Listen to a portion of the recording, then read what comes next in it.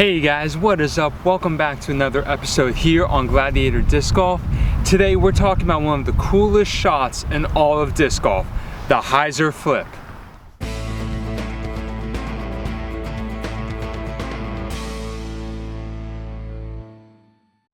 So on one of my previous videos, it was the play around at the Mineola Preserve. I had someone comment, Joshua Campa. He said, please do a video explaining the throw at the 2-minute and 15-second mark. I can never seem to get the disc to flip back up. It always just holds the initial hyzer line. Joshua, that is an excellent question, because there he's talking about the hyzer flip, or rather he's asking about the hyzer flip. Now before we get into how to throw the hyzer flip, let's just talk really quickly about what it is. So the hyzer flip means that you throw the disc on hyzer. Okay, so you're not throwing it flat, certainly not throwing it on anhyzer.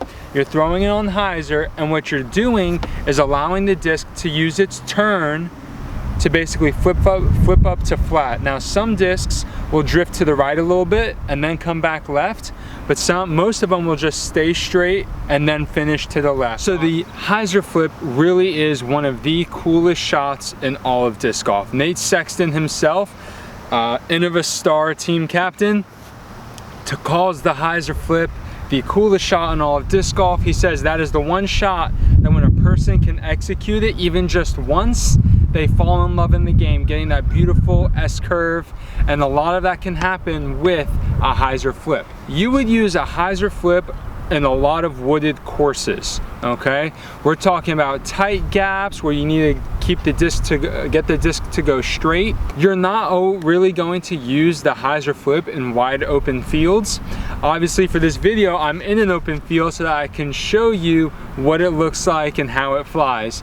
But you would use this mainly on wooded courses because yes, you can throw an overstable disc straight, but then it's going to fade, and if you're in a wooded course, when it fades, it will probably skip and go into the rough, and you want to avoid that.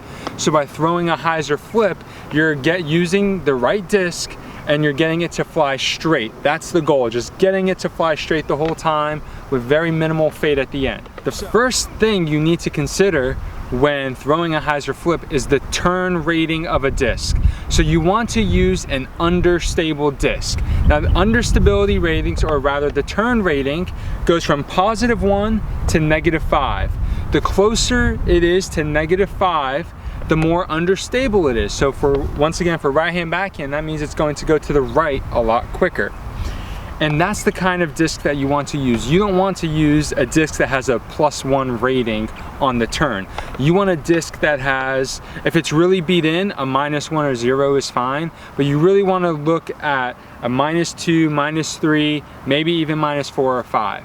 The -4 and 5 discs are a little tricky because they're going to want to turn into rollers. So you may not be able to use that, especially if you have a more powerful arm and more speed on your arm.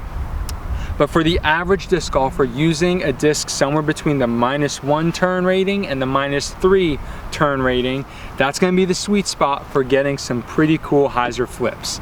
The next thing you want to do is when you're practicing and learning how to throw a hyzer flip, it's just like learning how to play disc golf. Start with a putter, go up to a mid-range, then a fairway driver, and then you can try the distance drivers. But you really want to learn how to execute the shot with a whole class of discs.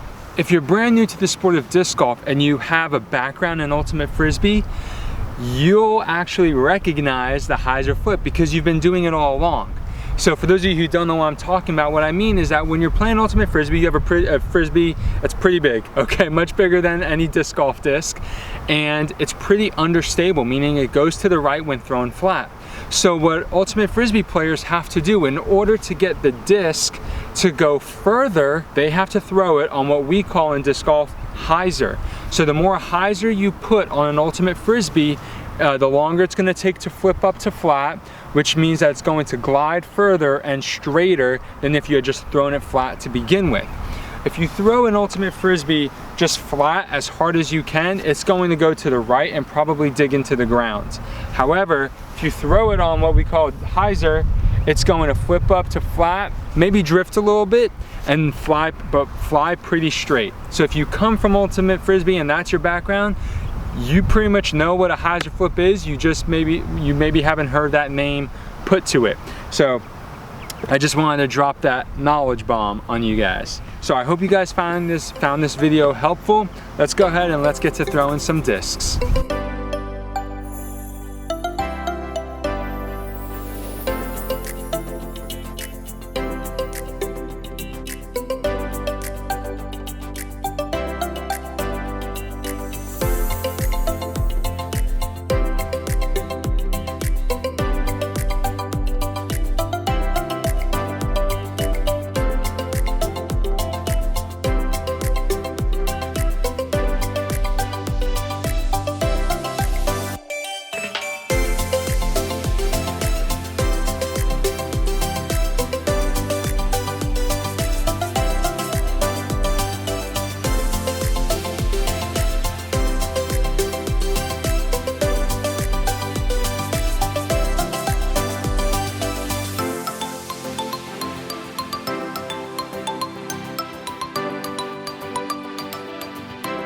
Alrighty guys, so that's how you throw the hyzer flip.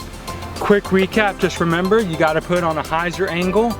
Make sure you're using an understable disc so that it will flip up to flat, otherwise it's just going to be a spike hyzer. Alright, other than that, you just need to continue to practice and find the right disc for you and one that you can reliably hyzer flip. I recommend making sure you absolutely learn putters, mids, and fairway drivers. There's no reason to rush into distance drivers just yet. Make sure you like this video and subscribe to my channel so that you can be notified the next time a video comes out. Alrighty guys, that's all I have for you today. Until next time, have a good round.